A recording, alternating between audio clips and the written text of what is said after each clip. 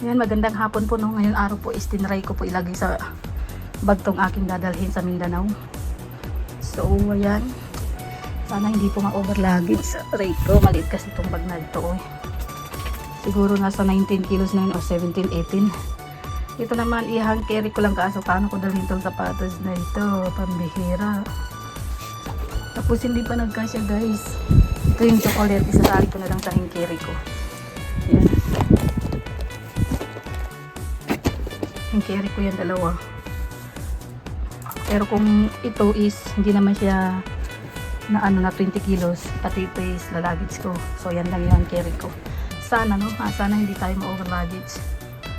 Hindi na ako makapamili pala. Marami kasing na-stock na damit, guys. So may mga sapatos din. So yan, dadalhin ko, no. Para ipamigay ko doon kaysa naman dito. At saka yung mga ibang bag ko pala is linagay ko na dyan.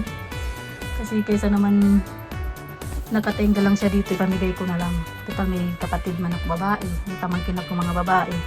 So pwede ko ipamigay sa kanila yung mga bag at saka yung mga damit na siyempre sumeksi ako, alam niyo na yun. Ay may mga damit tayo na hindi na bagay sa aking kasiksihan at hindi na magkasya baga. So ayun, ipamimigay ko sa kanila. So sana magkasya na. Ay. Ihanda ko na para makita ko kung ano yung mga dapat na ako mamimili para ano, hindi na dagdag isipin pa kung paano kasi hirap din ma-over luggage, guys. Ayan, oh. Mahal pati yung bayaran sa airport pag na-over luggage ka. So sana hindi, no. Medyo mabigat kasi itong bag na to, itong plastic na to. Pero yung iiwan ko po yan sa Mindanao, hindi ko na po siya dadalhin. Ito lang po ang aking dadalhin pabalik. So yung iba po dyan, yung mga susuotin ko pong damit na doon, is iiwan ko na rin po doon, no. So hindi ko na rin siya dadalhin. Pamimigay ko na lang din. Konti lang siguro magiging laman niya pagbalik ko. So ayan, ano kayang dala ni Jello Mags? Ay, Jello by the box. Helmet na pinaghigaan ng pusa. Tumaan ka na nga doon. Kaya nga, ito. Wow. Pero ko lang kung meron sa atin dito. 15 Bognor. Yan yung sinasabi ni Ate Christine. 15 Bognor, Pinoy. Puro kayo kita 15 to ah. Dito. Ay, dito. Kala ko ito. Pinoy, 15 Bognor. Pang babae baga lahat yan. Uy, Asawa ni Renzel. Meron dito, asawa ni Renzel. Ito. ano siya official? Asawa ni Renzel. Sabi niya, oh. Asawa ni Renzel. Dapat ang linagay dyan, asawa ni Pilay. Ay, sorry. Bulong pala. Asawa ni Renzel. Jimilia. Renzel Bognor. Puro lahat kayo kita 15 galing. Sa kanila lahat yan, di ba nagkasunod yung mga ng EDC? Wala, may 4LJ. Ay, 4LJ. Oh, 4LJ ito. Oh. Saan galing? Care off lang sa'yo. Hindi, walang pangalan. Baka kay Ate Bless yan. Baka ito yung matagal nang hinahanap ni LG na nawawala.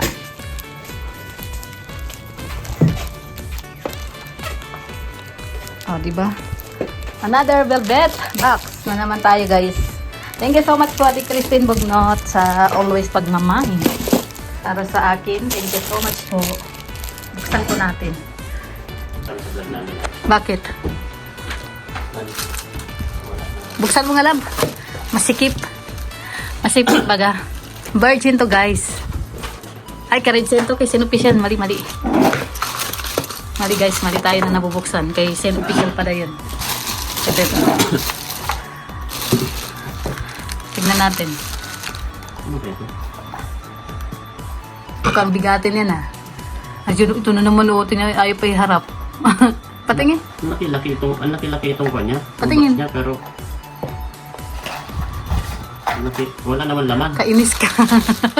Pang-asar talaga to, guys. Akin na, patingin nga ni. Excited na ako makita kasi ang ganda ng box ay.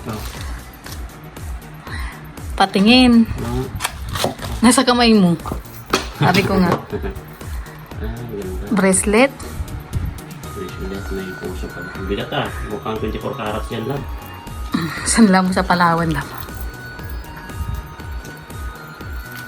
Thank you so much po, Ate Christine. Bigat. Siguro parehas yan. Kay CS din. Tapos ito. Sing Sing. Tapos ano to? Jimiya din. Aba, puro sing-sing. Ay. Tsaka yan, puro sing-sing guys.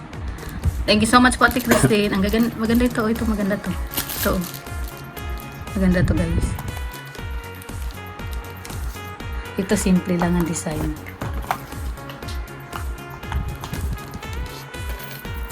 Ito. Yan, thank you po Ate Christine Bugno sa velvet box. Thank you so much po sa always pagmamahal and siyempre sa pagbibigay ng blessing. Thank you so much po. Ingat po kayo dyan sa Roman, Italy. Dito kay Sir Lucas yan, no? So, ibibigay natin yan mamaya. Idadaan natin sa kanila. Tapos naman ito kay LJ from... Wala naman. Saan galing to? Walang nakalagay kung saan galing. Pero kay LG yan. And thank you so much po. Gagawa po tayo ng sisig tofu guys. Galing po ako sa templo na bayad ako ng templo. At nagbigay ako ng pitra para sa fasting doon sa mga Muslim doon sa sentro. So, naisip kong bumili. Ito. Gawa tayo ng tofu sisig. Tapos dito ko tofu sisig. Kawawa naman yung fasting guys. Ano love?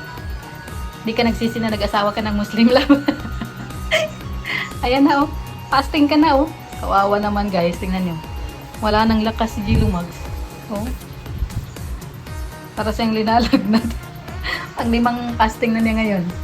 At least nakakaano na rin siya. Gutom na gutom na. Ang bihira yan. Wala nang lakas yan. Kawawa naman. Patulogin natin guys kasi may ano pa naman. May 40 minutes pa. 40 minutes pa bago siya pwede kumain.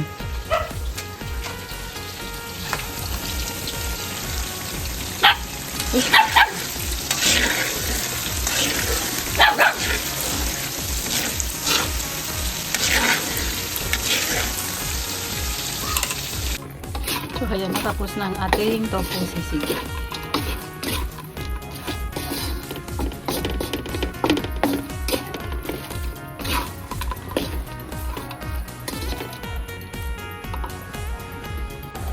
So ayan po no, ready na po ang ating itat. Yan, paa ng manok. Siyempre ang ulam pa namin kagabi na bangus. Butot na lang yan. Tapos yan na po no, kanin. Tapos yung turo na binili ni Zero Mags kahapon pa, pinarito ko ulit sayang naman. So yan po ang ating ginawang topo. Ayan, so yan, kape. At siya po ay natutulog pa rin dahil nangihina pa rin. Nangihina. So mayroon pang 3 minutes bago siya gisingin para kumain na. Ayan. Luto na po and kape na po tayo. Thank you po Allah sa pagkain. Ayan, magandang gabi. Punta po tayo ng Taisan, no? At hatid po natin yung unan ni Beyonce. Aray ko. Pumunta muna kami dito sa Sedmore dahil pumili muna ng pagkain ni Jello. So ngayon diretso na po tayo ng Taisan. Tara, yatid yung kanyang unan.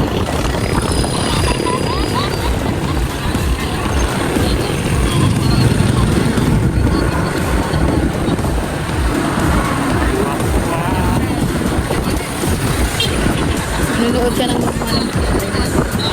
vlog nila kay Nanay Rosa. Grabe yung tawa ni Nanay Rosa, ha?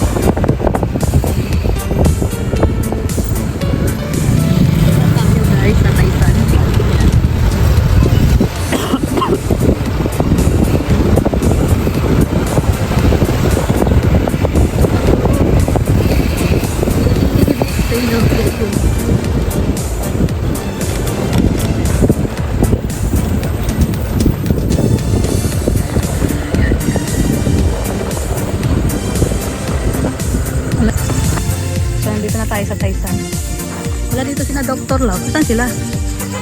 Tapos wala pang yung tao. Walang ilaw sa bahay nila. Oh. Oh.